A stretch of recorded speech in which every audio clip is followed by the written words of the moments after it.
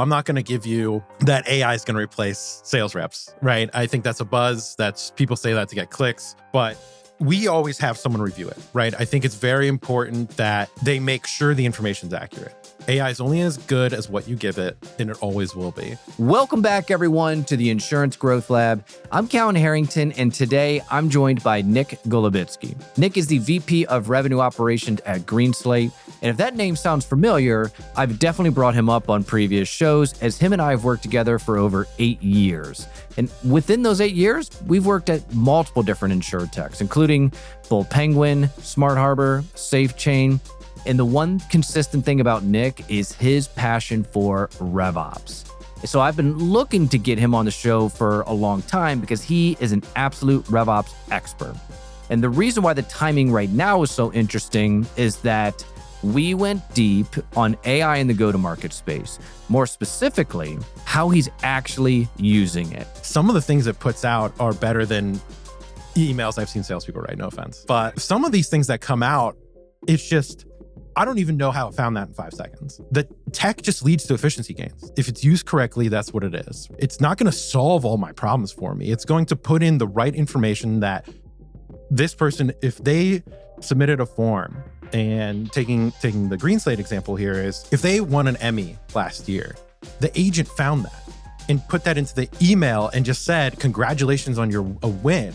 That's so personalized.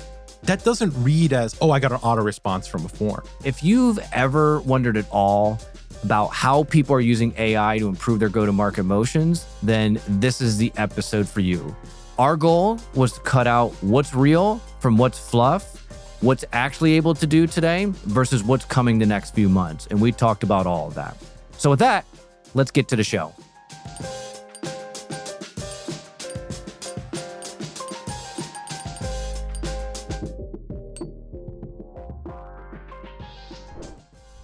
Nick, finally on the show. It's exciting. This is crazy. This is a crazy evolution, and I don't know how I'm going to sound. Let's see what happens. You know, that is the first time one of the guests came on and just said, as we're rolling, I don't know how I'm going to sound. We'll see. I don't know. Who knows? May sound good, may sound bad. Who knows? So our audience members maybe don't know this, but they could probably pick up very quickly on the rapport that we have. You and I have worked together for, honestly, almost pushing 10 years now at multiple different companies in the insurance world. Bold Penguin, Smart Harbor, before that, SafeChain, and kind of the title insurance space. So many years together. An area that I wanted to start this off with, just in general, was, you really came on first as that Salesforce administrator. And that evolved into sales ops. And then you kind of took on the marketing ops. And then it became RevOps, which has obviously been a huge buzzword for the past couple of years. In your eyes, you've seen this from the full gamut, right? From the beginning to end, when all this tech really started to get putting in there. What do you think was the biggest shift throughout all of that? One of the most powerful things for me when approaching any of these businesses and helping them understand what that shift or that moment is when you bring it all together. When it's not just sales ops, when it's not just marketing ops, right? Because I started, like you said, just sales ops. Then I did some Pardot stuff, so it became marketing ops. But then when the full picture really comes together, it just unlocks so much, right? There's so many different things you can do with the data that you get and the customer journey, and really just aligning it and putting it all together. That's the unlock, right? That's the shift where some people go from, oh, I just needed someone to help me with my sequences and set up some sales reporting. Yeah. When I'm just like, you can do way more than that. They just, that's when they get into it. I'm actually kind of curious. How did you break? I think that there's a stigma on RevOps that's the Salesforce administrator, or that's the HubSpot administrator. I saw it last week. I saw it on LinkedIn last week that someone said, I forget who wrote it. They're just like, don't get trapped in just being the HubSpot administrator, because right now that's what's happening. I mean, people forget that strategy and architecture should be that base layer for RevOps to understand how to build HubSpot, right? I always get called an army of one, right? It's like, usually at some of these companies that I started, I didn't have a big team. I had to not only influence strategy of what we're going to do, but then execute it. So that execution layer actually becomes who you are, because it's the last thing. You're delivering it. That's how I've always viewed it. And I try not to get trapped in that. So iteration for me is like execute iterate, strategize, and be like, oh, this is why we got the results we did, right? And to not get trapped as a Salesforce administrator or a HubSpot admin, right? I think that's how you do it. You just keep iterating and you don't just deliver. You give them what you believe to be the outcome of your recommendations. Essentially, you have to tie an ROI to everything that you're doing. Yes, and that's extremely difficult. Why is that? I always say like marketing attribution is one of the hardest things to do. I never even take it a step further for RevOps, right? Everything in the go-to-market org is usually tied to a revenue number, right? It's these people, there's a CAC, there's LTV, there's all these different factors, but RevOps, I'm not making calls. I'm not sending emails. Well, we'll get into that conversation now. I am with AI. But, it's really interesting. We're tied to the overall growth of the business, right? That's how I've always approached it, that we should be bonused or tied or commissioned or whatever to moving that needle all the way to success. And that is not necessarily being like, we launched XYZ enablement last quarter, it led to this, but just the overall growth, the overall mentality, things that shift and how we're working, how we're reporting on data. It's not a dollar number, but overall you should see up and to the right in a scalable way. It's interesting because it's like if you don't have somebody in there that's a huge champion of RevOps. Now, I would argue in this coming era, pretty much everyone's going to be a champion of RevOps because AI and RevOps are going to go hand in hand. I mean, RevOps is the one that's going to be executing on a lot of this AI. But if that's not there, it was always difficult for me to justify the RevOps expense. It's one of those things, it's kind of like polarized sunglasses, right? If you don't wear polarized sunglasses, you put polarized sunglasses on, looks the same as any other sunglasses. You wear some polarized sunglasses all the time, you take them off, you put regular sunglasses on, it's like, whoa, that's a world of difference. And it's a lot of times I think that is kind of RevOps, especially when you bring up RevOps on early. Like if it's there from the beginning, you've set the expectation, this is just how things go. When that's gone, it's totally different. Have you found that to be the case? Yeah. It's like when you go on vacation and no one's texting you or calling you that something's broken, you actually did a good job, right? So it's related right to that, where when it starts at the beginning, you think it's normal. You think this is just how the business runs. But the moment it breaks, or maybe your RevOps person leaves for a new opportunity or something like that, and suddenly your sequence enrollment goes down, your marketing send, your drip campaigns aren't like segmented to the right audiences like they used to be. So your open rates are going down. You're just like, what's going on? Did something happen? And it's just like, oh, suddenly the person that was actually keeping all of your T's crossed and I's dotted, like you just don't know what's actually going on. And that's difficult. That ties right back into the ROI thing. It's hard to measure all these things.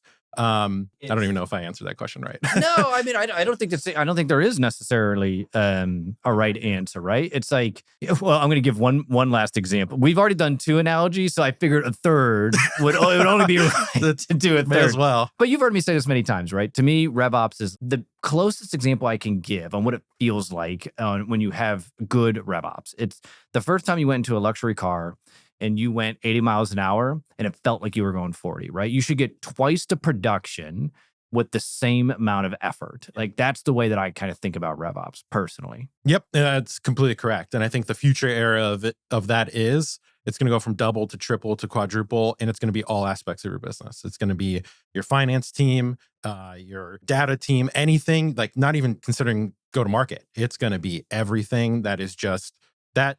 The RevOps role is going to make that experience of driving that car just completely flawless. We'll save that for the insurance finance lab. But for today on the insurance growth lab, I want to dive into a campaign. And one of the things that I've been talking about quite a bit is that there's a ton of hype around AI. But the reality is in the insurance world, it hasn't just come in and upended how people go to market. But I do think that people need to be aware of it. Now, you've had a ton of experience in the insurance world. And one of the areas I want to dive into is a campaign that you had talked to me about.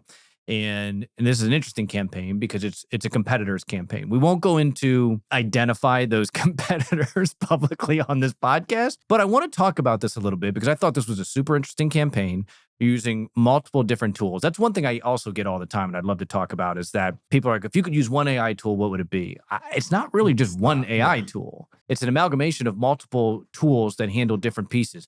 In the future, maybe that is. There probably could be one that dominates everything, but we're not there yet, I don't think. So let's start to dive in.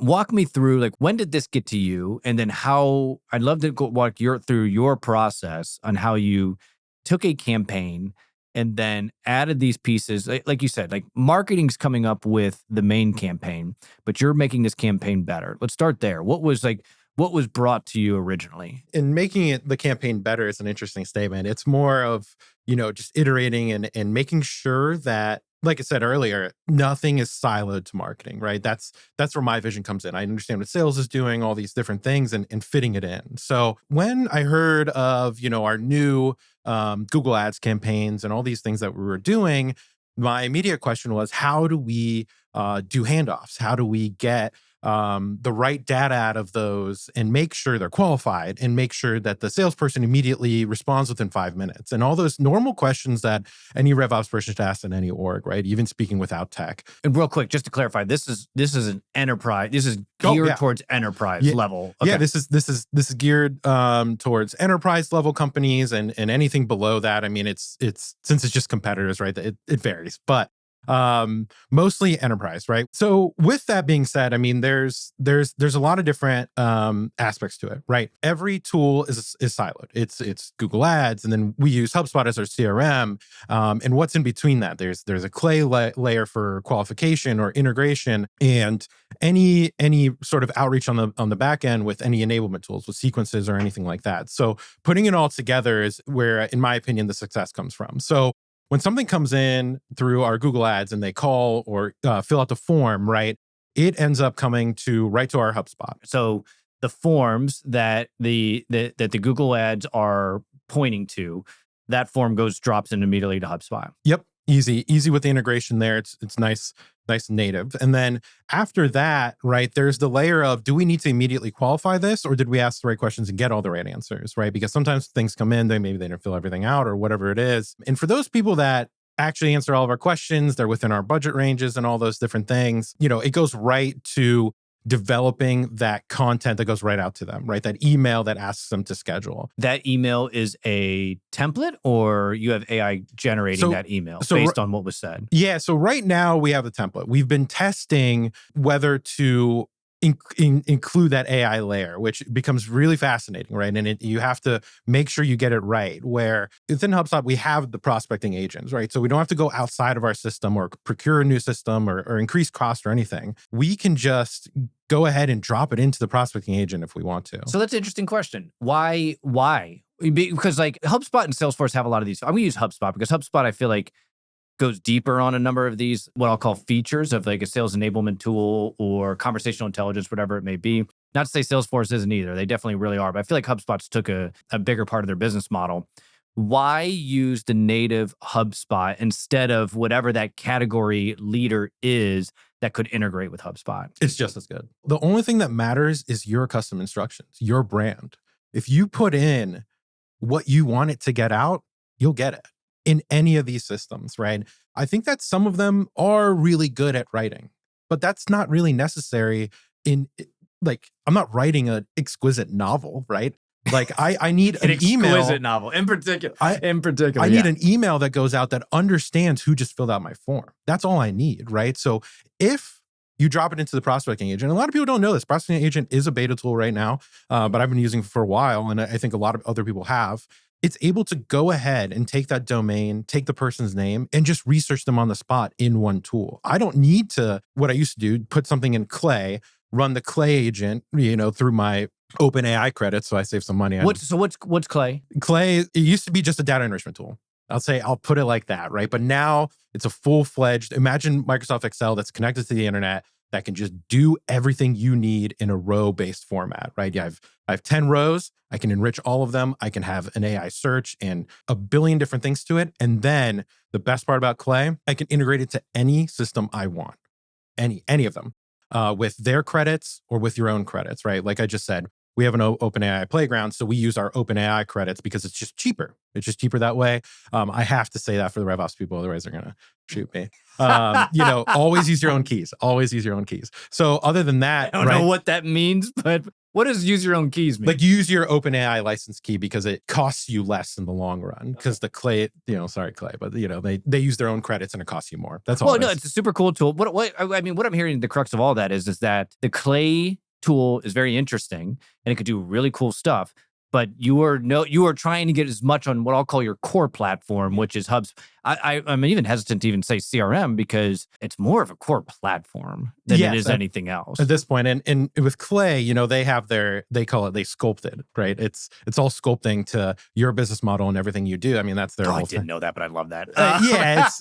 Maybe I'm not getting into the whole thing. No, right, you sold me. So. Yeah. So with that being said, it's just like, now we're going two different directions here.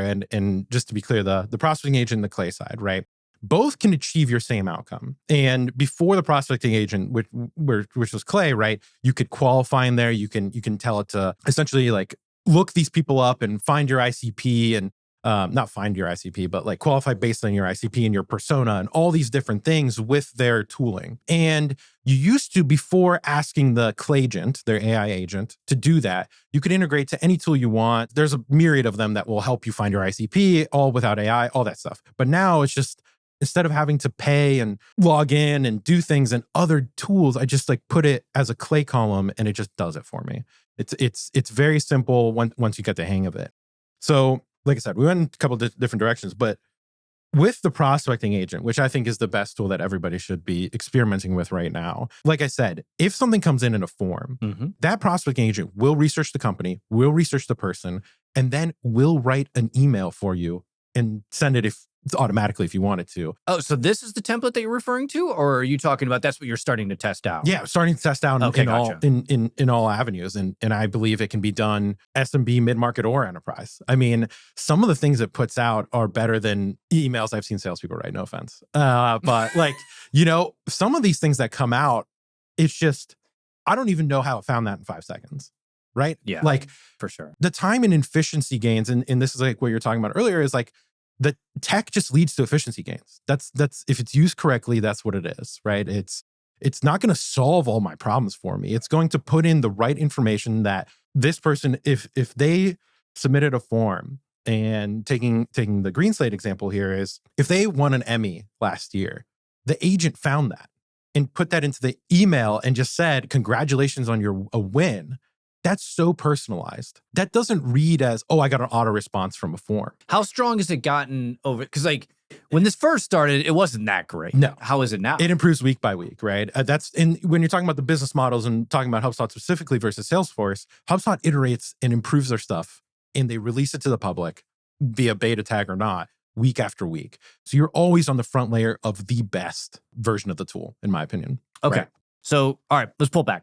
The ad comes in, or the lead comes in from the ad. A template is created. Is that template automatically sent, or does somebody review that before sending? We have somebody reviewing it. And I think, I'm not going to give you that AI is going to replace sales reps, right? I think that's a buzz.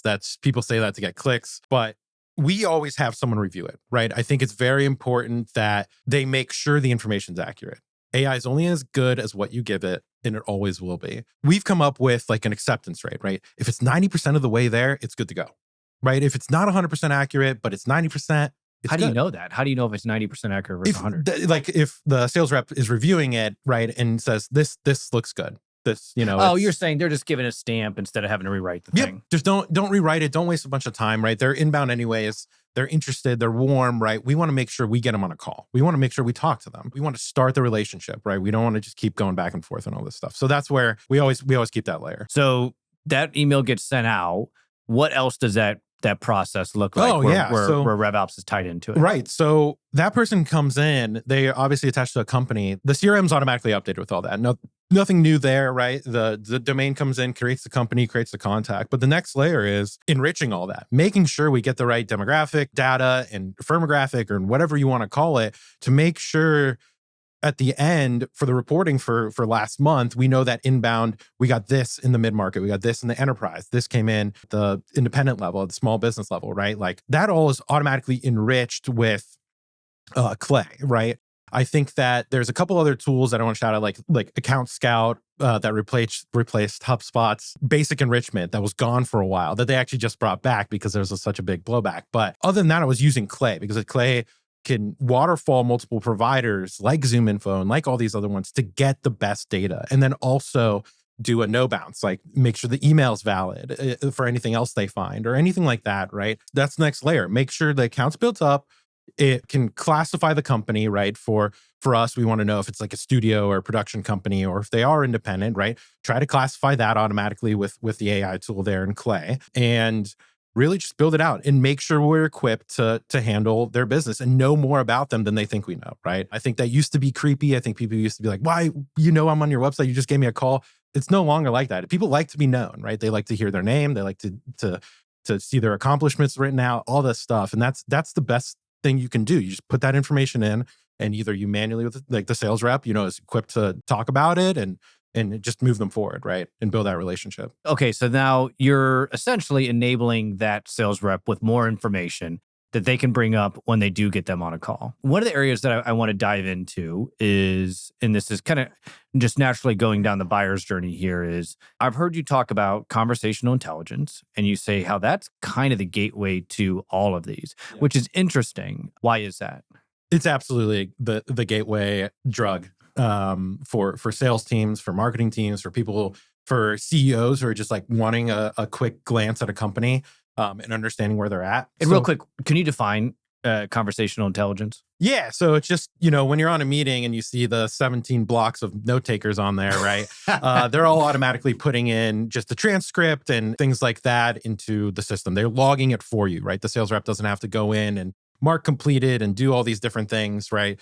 It's just all just automatically put on the account record or contact record or whatever it is. And it then pulls out the next level, which is your terms, your tracking keys, like all those things that you want to pull out from a conversation, like pricing or authority or any of the sales methodology stuff. You can automatically just pull all that out, right? And that's the biggest part. Gong was the leader in it for a while, where they would just, you would get off a call and exactly what you need to see. You don't have to go into the company record and fill out your sales admin's BANT, right? It can automatically now put it all in, right? And that's that conversation intelligence that just pulls it out, puts it in, plugs it in, and you waste no time. It's all efficient tech gains, once again. I'm a salesperson by nature. I've had many sales roles. Is that making the salesperson lazy? No. Why?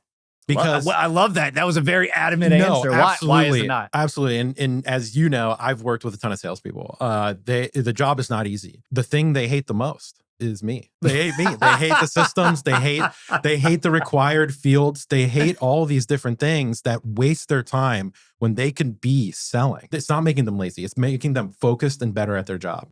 It can give them the targeted things that they need to talk about so they don't flounder, right? A rep can be onboarded way faster now without saying weird things on calls that are irrelevant. Why is that? Why is that? Because the training, they can easily pull out what's important to the customer when you just generate a report of last quarter's calls and what was the thing most talked about on everything, on all these calls. Train on it.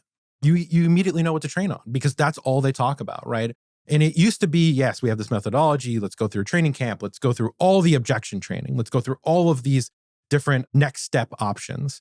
But now it's just like, this is what was popular last quarter. Let's train on exactly these things and get to these scenarios. Do you think the playbook is dead? No, we created a nice playbook this year, right? And it took a lot of iteration. It took a lot of heads down work from leadership and all this time spent. It's not dead. I just think it evolves way faster than it used to. What do you think the evolution of the playbook is? I think it's funny. I mean, in the CRMs, in HubSpot, for example, they just, another beta feature. I feel like I'm a sales rep at this point. There's the playbook beta feature that they're improving on daily that can automatically recommend things while you're on calls and doing that. So if that's always up to date, based on all of your conversations that happened last month, that an AI could definitely just write new playbooks and be like, hey, this is the most touched upon topic last month. Leadership doesn't even have to waste their time anymore, right? They don't have to be there from, an executive won't like that or whatever it is, because it listens and understands what they want already. That's interesting. That's very interesting. And why I say this is it gets back to something you said earlier, where, enrichment used to be something that it was like, I remember when I would use enrichment, and we were doing this way back in the day. And the insurance world is kind of tough, meaning like, because the numbers that you care about are like, if you're selling to agencies, what's their split between commercial lines and personal lines? What's their direct written premium of the agency? What's the PIF? How many quotes are they doing? How many commercial quotes are they doing? How many personal lines quotes are they doing? If you've been in the industry long enough, you can, there are some good data providers that you can buy that information from. But, that was hard to like get in mass, right? Unless you're actually having the conversation, which we did. We would build an amazing database because we had these conversations, we fill these things out. But enrichment outside of that was really just so you can help better segment as a whole. Now, so we didn't really ever do it. We didn't really have a need to go out and use, although we used every data provider you possibly could. Do you remember? Yeah, I do. Okay, I'm going to give a quick side story here. We found with one of the data providers with insurance agencies, you could do a copy. They would put all the information out there, but you had to download the credit. So you could copy so many pages. Are we going to get in trouble? How many years? I think statute of limitations over. So I put a team of interns on going through every single page, and then they ended up shutting our account down because we were going through too many pages too fast, all from the same IP address. All right, so that's a side note. I'm going to get back to the actual point. Getting all of that information, which could seem like overkill, when you're saying Clay gets all these different sources and get all these different data points, that's actually not overkill when you consider how conversational intelligence can say, if this has all these ones that have these 13 data points, when this was said, this is what matters. Is that essentially what you're saying? It's only overkill to on a resource level. When you think about it, it's because how many people would have had to look at this stuff and understand it and be mathematicians and all this different stuff. That's when it's overkill. Yep. When your salaries are just compiling on one project and you're paying all these people for the same thing. And now it's not overkill because you don't even think about it. It's just going to do it. It just can provide you those insights. And that's one of the most important things where a lot of people always like, okay, we have all this data. We have all these things. We can generate insights manually with people. Obviously, the experts can get the high level stuff, the niche stuff. But then we also have everything else that can come out of like an AI assistant, right? And taking those and putting them into action, that's where now the focus can be. We don't have to spend all this time on the collection and the building and building a deck for XYZ over and over again. Instead, just implement, just change it.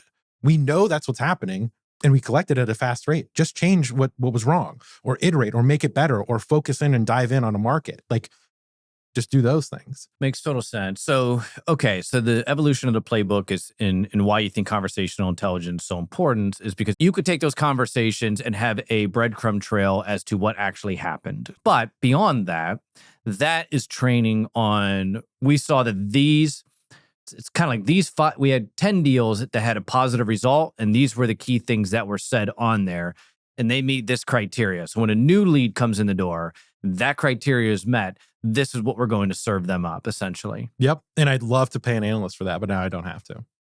Right? Because now, and this is why conversation intelligence is that gateway drug. Because after you see from a conversation what you can pull out and understand in 10 seconds, now from these 10-1 deals, from Rep A, you can just ask the new HubSpot agent that has the close won trends and pull it all out. Pull out the averages, pull out their talk time, pull out all these, what resonated, what was the testimonial or quote that was said on these deals, like deal level, not even talking about one meeting, right? I'm talking about the entire customer record for the deal. What is the thing that was most brought up over and over again or factor that led to this closed deal? I've seen that agent pull out. There is this one quote and it was mentioned multiple times throughout the month. That's crazy. Does that quote really have that much power, right? That's when you can get to questioning, should we put a blog around this? Should we immediately take this meeting, put it into content remix in HubSpot? What's content remix? HubSpot has this new thing in their marketing hub. I feel like I'm a sales rep. Jesus. Where you can put in files or content or blog, whatever you want to call it, and they can just create 7 different assets for you, like a landing page, an ad, an email, anything you want. And it creates it in 5 minutes. And if you take that and generate a blog around it of why it was successful or why was it important, your marketing team now has all this power to just continue to influence the conversation faster than ever. Can you get all these without conversational intelligence? I'd say you can, but it goes back to my point earlier where what you put in is what you get out. If you don't have the actuals and you don't have this real data and you don't have this real conversations, you're going to have slop out. And I hate AI slop. It's funny, but it's bad. It's the same people that say they can replace entire sales teams. That's just slop and garbage where it's like, yeah, it's not relevant. When it's all under one roof, this gets back to the point of like, there's all these awesome systems. There's all these new leaders and there's Perplexity that's doing this and that and all these different things. But if it's all in one place, you actually get that, what Salesforce was calling a long time ago, customer 360. You can actually understand from every single angle your customer and then just replicate that further, faster, because it's all in one place. I don't need a data analysis tool or a team to put together a deck to understand these things. I can just get reports and insights that I can immediately action instead of waiting over and over again. One of the things I would like to dive into is, let's go back to one of those companies that we worked at in the past. In the insurance space, what would you have done differently, right? And that was, the last insurtech that we were at together was little over 5 years ago. What would you do differently? With today's tools or without today's? With today's tools as they stand today, not where it's going to be in 3 to 6 months. I want to talk about that. Yeah. But with today's tools as it stands today. If we go back to Bull Penguin, we had incredible people, we had incredible resources, incredible tech, incredible product.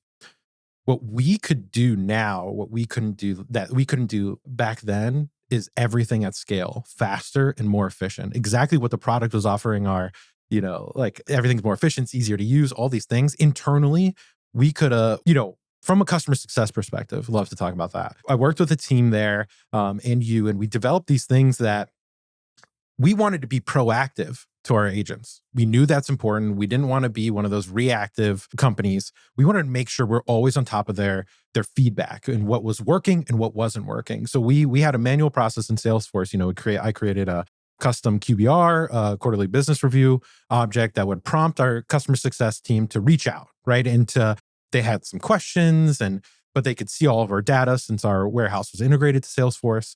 But imagine that today, where instead of them having to understand and look through the data, and because no data team for a company like that size is big enough to help all of those customers and create a nice deck for every single one. Now you can.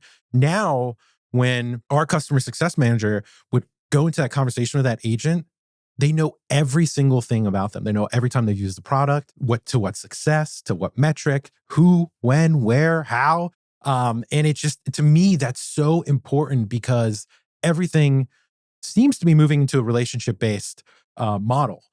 Everyone always says it was beforehand, right? But then obviously there's quotas and there's quantities and how many calls can you make. But now it's like, if you can get that one important call with your customer and really just tell them where they were successful and where they weren't, and you didn't have to have 4 people on a data analysis team to tell them that's incredible. Are you doing this today? We're doing it today. In I would say more of an exploratory phase. We're in the middle of a transition to become the best proactive company we can be in our space, right? We have one of the best products. We definitely have the best service. It's just something our customers always tell us, right? They're always coming back to us, and the relationships and everything that they build, that's the number one thing they say. We're always responsive and all these things. So I'm smiling because it's funny because internally, right, we pride ourselves on a lot of different things, and it's the people there, obviously. Everyone works so hard and gets things done for their customers. And our customers, and it feels like a big happy family at this point. But anyways, if we can go into those conversations with our bigger clients to earn more wallet share, for example, right? We're more equipped now because we know their health. We know what they've brought to us in the past. We know how much their usage has been, right? And speaking in general terms here, building those for us building those relationships with all those value adds of like, we know this is where we were talking about last time, and here's where we think we should go next, and being proactive on all of that and how we can help you in all these other facets of our business, that other products and services that we offer that, you know, are extremely value add, but that's not their main focus. If we can offer those at a timely place where like, oh shit, they're going to save us money here. Oh my God, I don't have to worry about this. And thank God they brought this. I didn't even know it existed, right? Just being proactive on all those things, I think, is that next level. And we're moving there fast, right? I think the key is, you said this, and this I think would be a big competitive advantage. It is being proactive, but it's being proactive and value added. A lot of people are proactive, right? They'll reach out ahead of time and they'll send all sorts of stuff that nobody cares about. And again, like this is one of the biggest challenges in the insurance space is like you take an independent agent. Independent agent has 30 different carriers. And many of those carriers are all being proactive, but it doesn't hit the mark. Or I would actually say, even more importantly, the right content doesn't get to the right person, right? For example, it's like if I'm sending out something, I'm going to speak broadly, but really it's got to go way more narrow than that. Well, actually, let's go narrow. So if I'm sending out a piece of content that's specifically for surplus lines contractors in Ohio, and I send this to national agency and I send this to everybody, nobody's going to care. Like nobody cares at all. Right. And it's not to say that I'm not knocking the content itself. The content could actually be phenomenal. And when sent to the right person at the right time, what I'm hearing you say, that's when the magic happens. Is that fair? Yeah, absolutely. I mean, and it's just, it's anticipating their needs, right? We've always talked about that. And it's like, that sounds like such a mystical statement. Oh, how am I supposed to, oh, we have to anticipate, I don't know what they want, but like you really do. You have all the data in your database. Just round it up and execute on it now, right? Like that's the efficiency speed of getting the right content to the right person at the right time. I mean, the Ohio example, I mean, that's just like, that's perfect, right? You can make these emails and these things that can dig through your integrated data warehouse and understand that not only is this segment in Ohio for these lines, they need to see this, but why don't we just include a merge field that includes how much they explored it or used it or quoted with it or whatever you want, right? Put that in the email with a merge tag now, because that's just like a normal tech gain without even AI, but they tighten that up to including in there, your peers are doing XYZ at this level. That's powerful. Because you have all the data, because you provide the service, like, and put that in the email as well, right? Now you can just do all those things. And once again, it's no longer a drain on resources, and it's no longer a side priority because you can just put in a couple prompts and get it. That piece right there, I know that agencies want that ability. What are the peers doing? What's the coverage amounts? Things like that. That's super powerful. Absolutely. So I want to talk a little bit about, if you look out the next 6 months to a year, what is the number one thing you're most excited that you think will be ready at that point, and how do you want to implement that? This stuff evolves so fast. I mean, the other month, half the stuff I'm talking about in HubSpot you couldn't do. It's just crazy. I think that what I'm most excited about is the evolution of Rev Ops' role, right? Where recently it came out, it was just like, there's a new title on the block. It's go-to-market engineer. And granted, I bet those people are all great, but it's all the same thing. It's still Rev Ops continuing, and no hate, by the way. But, Rev Ops needs to evolve like they always have with these new tools and enablement features, and serve up exactly like we're talking about to our customers. Serve up internally, Rev Ops customers internally, sales reps, marketing people, customer success owners, like serve up to them how to make them better at their job, and that they can eat dinner peacefully at night and not worry about what's going on tomorrow, right? That's what I'm excited about, where RevOps can really just start shining even more than they already do in the best companies. Is it's no longer HubSpot admin that also builds a couple decks for the sales pipeline reimagination. They're contributing to the decks at the top level and what the insights are. And my team does this great right now. My guy just puts all this stuff together, and it's the value of all those. If you actually read those bullet points, I know there's sometimes a lot to get to in board meetings, but when you actually read those bullet points and understand the trends and what's going on in your company, that stuff is so good. And if we can do that faster, more efficient, with our tone, with what we're focused on, That's what I'm most excited about. And to speak less broadly about all that, because that could all be perceived as fluff, right? I'm just like talking to talk. Using the tooling that's coming out, and we kind of touched this on this in the beginning, using the tooling and actually kind of centralizing it into where you live, right? It's not disparaged tools. Nail it down to Clay, HubSpot in your digital marketing or whatever it is, right? Putting it all in one place and making it that single source of truth for real is the next level of helping your customers become better and why you actually provide value and what that value is. Yeah, I love that. That makes it way easier at the end of the day when you've got marketing, customer success, and sales all working out of the same platform.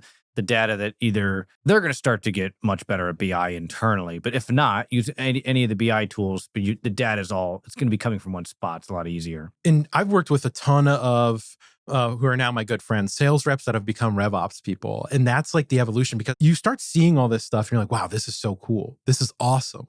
If I can do this for someone else to help that sales rep become even better at their job, and people like them, and they're not spewing BS. Sometimes, sales kind of overpromises. What?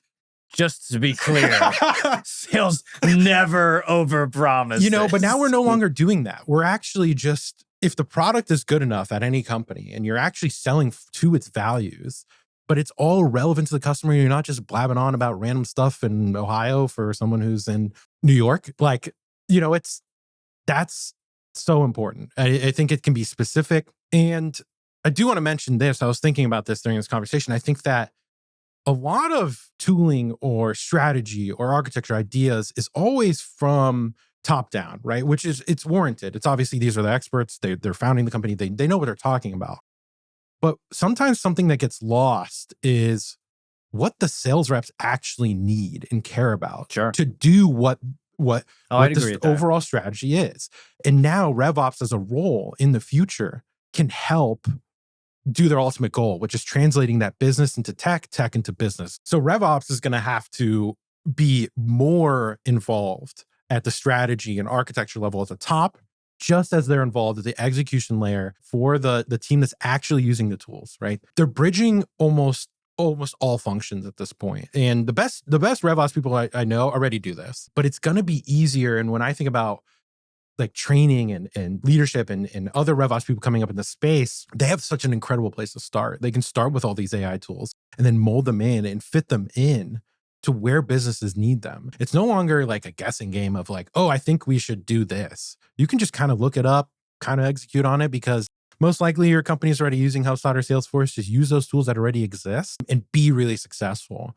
I remember having to dig through the trailheads and dig through all these random places to find dynamic lookup rollup summaries, like to make rollups. But now it's like 3 buttons. Like in HubSpot, you can just tell it, I need a rollup, and it just does it, right? Like it creates the fields for you. So RevOps as a role in the future, you have to embrace all these things and actually put them into use. You can't just talk about them over and over again without any proof. I think that's one of the big things on LinkedIn right now is like, I made this N8N flow and it did XYZ, and comment to get it. Like all this stuff, right? Like that's slop. Like I bet those people have really good ideas and stuff like, but you have to actually be implementing it. And execution is one of my favorite parts of the job anyways. So it's more hands-on, but it's also just so strategic, and you can be so influential, and you can move up the ladder faster, in my opinion. If you're really understanding what's driving a business's success, they're going to want you in every conversation. And that's something I've always wanted, right? And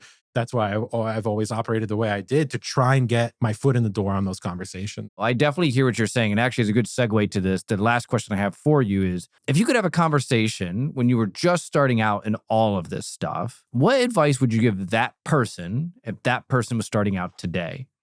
Be a little more confident. There was a lot of things. I remember, you were in my beginning days. There's a lot of other people, influential people that I still talk to today, that always told me like, this is good stuff. And it always felt like there's the next question of, why didn't you give it to me already? And it's so, the people who are starting out, it's very important to me. I've always been someone, I feel like being a mentor is one of the greatest things you can do in your career. Just explore it. Just do it, implement it, run a test on it. Yep.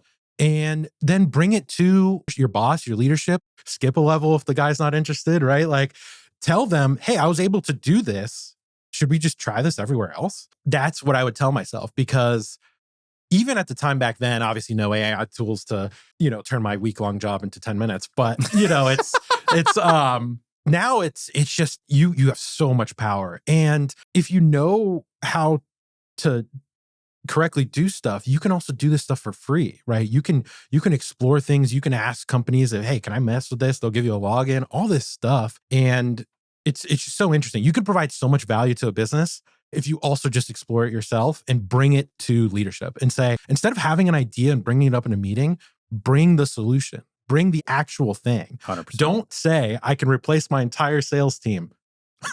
just do it, Yeah, no. I don't advocate for that. No, absolutely not. But it's just really interesting. I think that's what I would tell myself. That's what I tell everyone who's looking to break in somewhere or move up or provide more value. Just do it. I mean, obviously, don't talk to legal. They're not going to let you. But well, we'll wrap there. That's a good place to wrap. All roads lead to legal, and that's why I knew we'd get to legal at some point or other. All jokes aside, Nick, this was a ton of fun. This time flew past. I'm sure we're going to have you back on the show. I'm very interested to see how these different campaigns evolve. We revisit this in 3 to 6 months. I know it's going to be a whole different world, but thanks for coming on today. Yeah, of course. I really appreciate it. And it feels like that was our very first official conversation after 10 years. It was the same conversations we always have, just recorded. Awesome, man. Awesome. Thank you. Cool. Yep. I hope you enjoyed Nick and I's conversation. I love nerding out on all things RevOps, and I could honestly probably talk about it all day. If you want to learn more about Nick, you could find him on LinkedIn in the show notes. Also, if you like this episode, you could find me on LinkedIn to let me know. And if you really want to support the show, subscribe to us on YouTube or give us a review on Apple Podcast or Spotify. Every time that you do it, it is very much appreciated. So thank you for listening, and I'll see everybody next week.